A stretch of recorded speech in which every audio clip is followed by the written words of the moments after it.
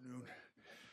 Well, certainly we were today. We played some inconsistent football. Okay, we were inconsistent in a couple phases. I thought offensively, certainly that's not the standard for the way we run the football. Had some negative plays, put us in some tough down and distance situations. Had some bright moments in the passing game. Had some bright moments on special teams as well, minus a big return in the kicking game. And on defense, had some really, really nice moments. They hit a couple of big plays, but overall, they had some really impressive stands, especially after a long kickoff return deep in our territory. So with that being said, we'll open up to questions. Questions, Rick, up here on the front right, Ryan? Mario, did they do anything different to defend Justin in the passing game, or was he just a little bit off on his timing today?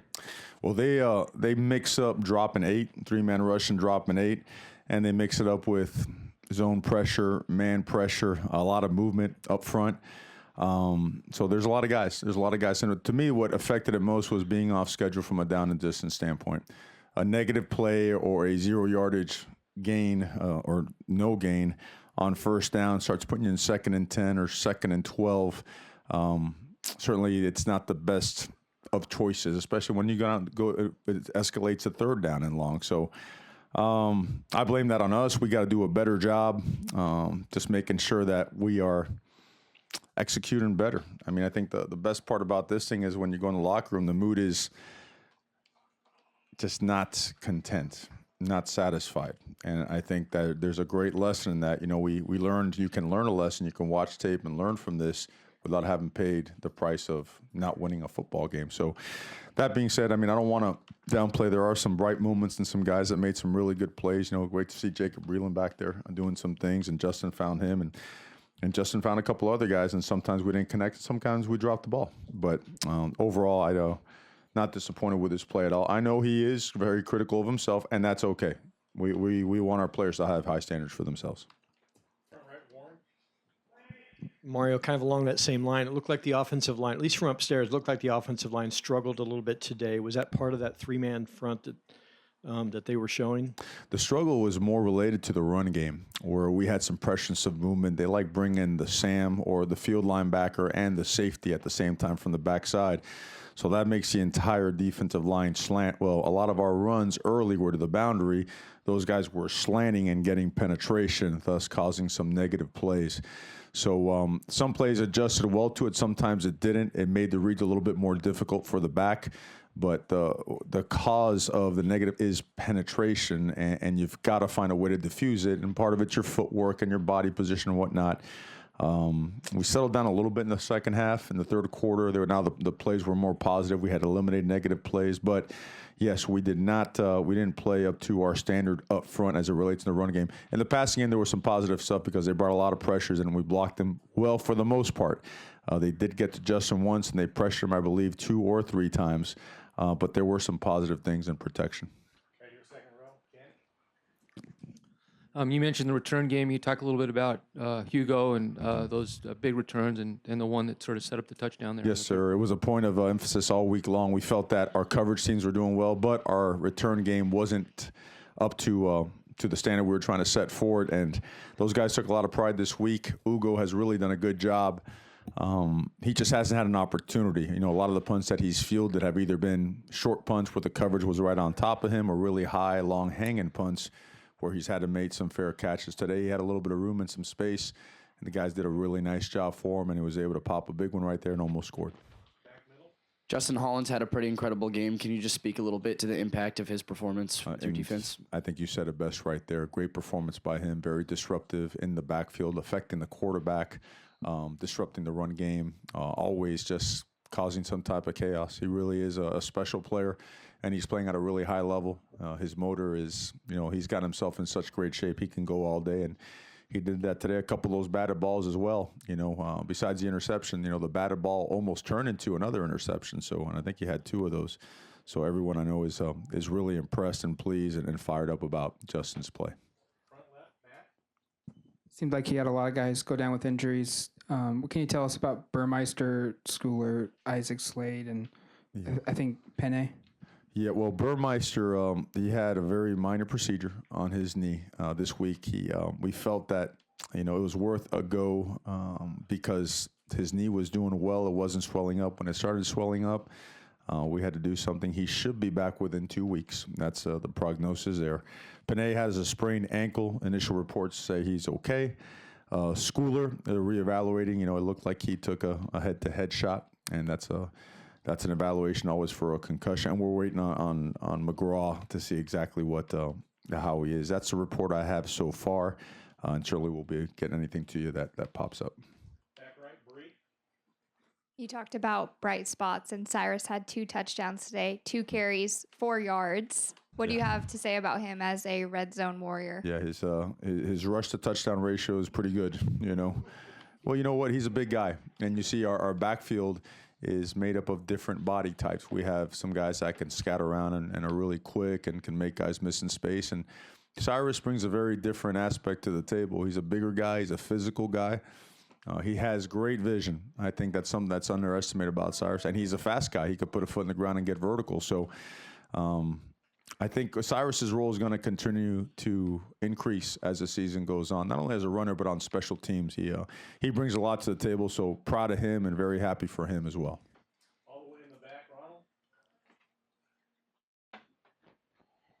Despite their performance today and the inconsistency of the offense, do you feel like the offense is going as fast as you guys would like? It seemed like some drives you guys tried to go a little bit quicker and it just stalled. Yeah, sometimes we did, and sometimes because of the variety of pressure, we want to get a look at it and then put ourselves in the right protection or the right run to try to solve the puzzle because of the negative plays early on. So I'd say when we wanted to go fast, we went okay, not quite up to what we want to go, but there were some bright moments with it. The part about looking over and trying to figure out what the defense is doing to put ourselves in a more favorable situation, that worked out pretty well. The hit ratio on that was over 60%, it seems like. And, we would like to mix up the tempos. We relate a lot to like a fastball pitcher. If you just throw fastballs all the time, eventually someone's going to hit it out of the park. Well, if you go the same tempo all the time, eventually they're going to get you. So we try to mix it up a little bit. We probably got to mix it up a little bit more, but we want to continue to increase and work on so we can better ourselves at running more tempo. You mentioned kind of the slant of the defense, but running, I think the longest rush was 9 yards and really able to get anybody kind of into the secondary or through the line of scrimmage. Yeah, talking about their rush or our rush? I'm sorry. Your rush. Our rush. Yes, we our longest rush today was 9.95. We didn't have any really explosive runs, which we've had a good amount since then. Yeah, and you know what? Part of it they play the safeties down in there tight, but that doesn't matter. We have to still do a better job of knocking back the line of scrimmage, increasing the size and the space of the holes so that safeties have a tougher time fitting. Right? If those holes are really tight and almost like a closet, safeties could fit that and make effective tackles. There's no other way to it. Yeah, there are some pretty decent moments when you're blocking, +1 fronts, but we have to do a better job, and we will. We have to do a better job of controlling the line of scrimmage in the run game. Right-hand side, Austin. Mario, is it hard at all for a team to stay focused when it's 3 weeks in a row that you're playing a team and you have a pretty significant talent advantage? Did you think that was any factor? Personally, I don't think so. I think you always have to fight against it, especially after our practice was so sharp this week, especially the last 2 days, that I think you always have to assess everything, right, on why were you inconsistent, right? Why weren't you hitting on all cylinders? You had hit on all cylinders. A couple things. Number one, I like to something I want to point out is San Jose State, their defensive line, they do a good job. That's something I mentioned throughout the course of the week. Those are 3 seniors that do a good, and they played well. Okay, that being said, we have to play better against them. The second part is for us. Always we're on the attack and assaulting human nature, making sure that we don't allow that to settle in and creep in and permeate our locker room because, right, a lot of people out there want to skip this game and go right to conference play, and you have to protect your team from thinking that way. And I don't know so much protect because there's no protecting nowadays with social media, but you have to educate and teach your guys about that. And we went at it hard and we went on it strong. Is that part of it? It could be. It could be. Certainly, I know this. We're always on guard. We got to be better about being on guard, and we have to make sure that it doesn't affect us. What from your defense would you like to see improve for next week? Well, they did a heck of a job against the run. I know they hit some big plays, but I think, as an offense, we got to keep the defense off the field a little bit more. Okay, those guys were out there for a lot of plays. They hit some big shots or whatnot. I'd like to see us not get a personal foul on an interception, right? That's a game changer right there. I'd like to see us just eliminate explosive plays, but man, hats off to those guys and the coaches. They did a really good job of, that team has a lot of speed. That tight end's a good football player. I know he had some big plays. I know he had a touchdown. But guys like Justin Hollins, guys like Jordan Scott, Troy Dye, Ugo, they're playing at a really high level. They really are. They're affecting the guys around them as well. So I see us taking hopefully another step here in the next week as well. How would you kind of assess your team's mood in the locker room? Obviously, a win is a win, and that's all that matters. But how are they handling this victory and the way I think they're handling it exactly like you have to handle it. I think walking in there, and the first question I asked is anybody really fired up right now? And every single guy in the locker room was like, no, because we know that we can do better. So it's the right kind of mood. It's not a it's not a throw your hands up and whatnot. Hey, I know a lot of teams out there would take probably a 35-22 victory, but our guys expected more from themselves. Our coaches expect more from ourselves. We expect more from ourselves as a program. So it's a mood where, hey, man, we learned a lesson. We have to be much more consistent. And at the same time, when things don't go our way, our responses have to be better. So, and the final message, is look, in college football, it's hard to win football games. You look around the country, and I know there's a couple more upsets today out there. There's a certain way that a team has to be focused when they play on Saturdays. And I think a lot of times, people out there think they have the secret sauce or the answer. And guys, that's not the case. When you lock in and you get mentally prepared to play a football game, it looks a certain way. Your eyes are a certain way. Your pregame is a certain way. The way you're focused on the sideline, your juice, your energy is a certain way.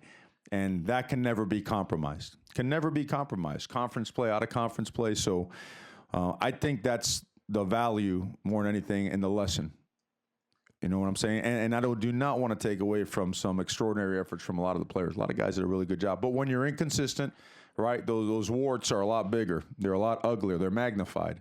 So that being said, again, we have high standards. So we're going to provide a lot of feedback in a self-critical way so we can take another positive step.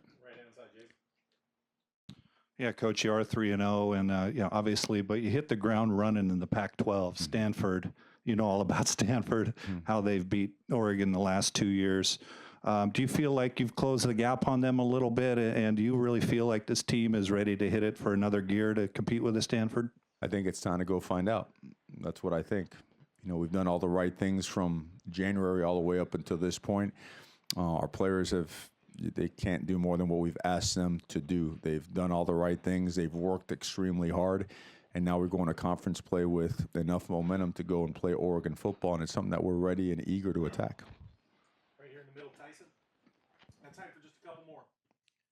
I guess it doesn't matter if you're just scoring touchdowns, but you have had limited opportunity these 3 weeks to work with the kicking game. I think today was the first chance. You're going into games where, 3 points might swing a game. Where are you guys at with that, and just how far out is Stack from returning? Stack is good to go this week. All right, we did kick him this past week, and he looked ready. He looked very accurate, and not playing him today was more precautionary than anything else. In the meantime, hats off to Zach. I know that we'd like to get a little bit more of a trajectory on that ball that was blocked today, but he's kicked off pretty well. He's hit almost all of his extra points.